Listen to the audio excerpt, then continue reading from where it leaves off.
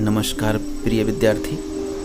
आज हम सभी कक्षा 8 के विषय महान व्यक्तित्व के पाठ 3 के बारे में अध्ययन करेंगे और जानेंगे कि भरत जी के व्यक्तित्व से हम सभी कैसे प्रभावित होते हैं और उनका हमारे जीवन में क्या योगदान है और हम उनके व्यक्तित्व का कैसे अनुसरण कर सकते हैं। हम सभी जानते हैं कि हमारे देश का नाम भारत उन्हीं के नाम पर पड़ा। तो आइए हम सभी भरत जी के व्यक्तित्व के बारे में इस पाठ में विशेष रूप से अध्ययन करते हैं। हम सभी पाठ 3 जिसका नाम भरत है उसको पढ़ रहे हैं। हम सभी जानते हैं कि भरत जी 4 भाई थे, राम, लक्ष्मण, भरत, शत्रुघ्न। ये सभी राजा दशरथ के पुत्र थे। राजा दशरथ की 3 रानियां थीं, कौशल्या, कैकेयी और सुमित्रा जी। भरत कैकेयी के पुत्र थे। कैकेयी कहने पर ही राजा दशरथ ने रामचंद्र जी को वनवास जाने की आज्ञा दी। रामचंद्र जी के वन जाने के पश्चात राजा दशरथ की मृत्यु हो गई और राजा दशरथ जी को मृत्यु होने के बाद भरत बुलाए गए। भरत उन लोगों में नहीं थे जो तनिक बात से विचलित हो जाते, किंतु जब उन्होंने सुना कि राम को वन भेजने में मेरी माता का हाथ है, तब उनका दिल टूट गया।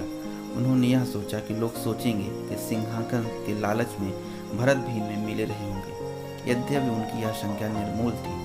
दशरथ के अंतिम संस्कार संबंधित कार्य होने के बाद लोगों ने उनसे अनुरोध किया कि राजा दशरथ के प्राण त्यागते समय यही आज्ञा थी कि आप अयोध्या के राजा बने, इसलिए राजकाज संभालिए और प्रजा का इस प्रकार पालन कीजिए कि वह सभी सुखी हों।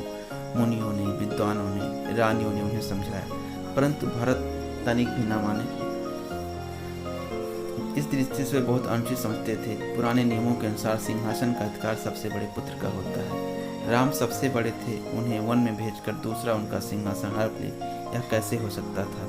ये बात उन्हें अच्छी नहीं लगी। सब लोगों ने यह भी समझाया कि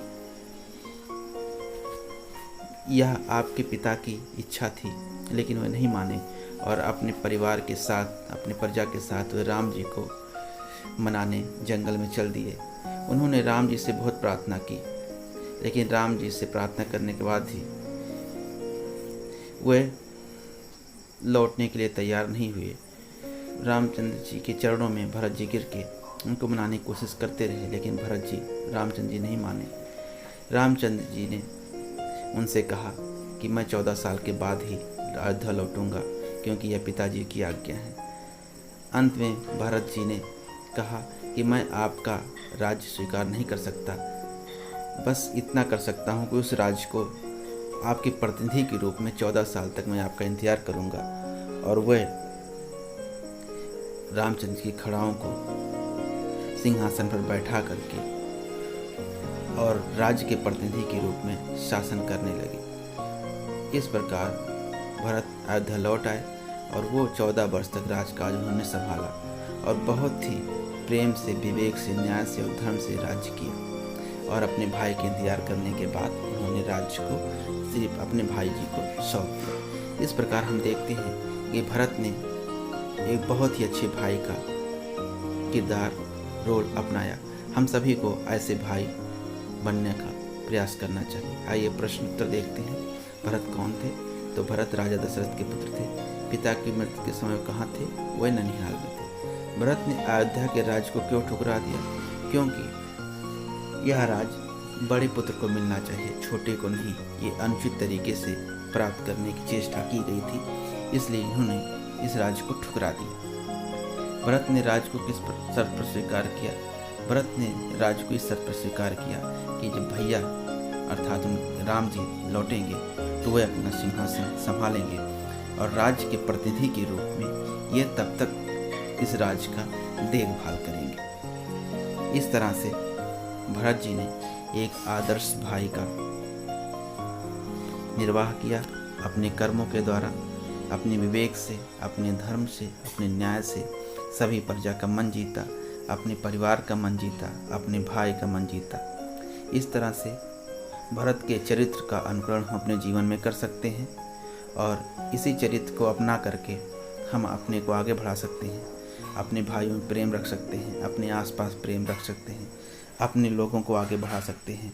और हमेशा ये चेष्टा रहे कि मन में कभी लालच ना आए किसी भी बड़े से बड़े चीज़ों में, जिससे कि हम अच्छे से अच्छा कार्य कर सकें, न्यायप्रिय कार्य कर सकें, धर्म के मार्ग पे चल सकें।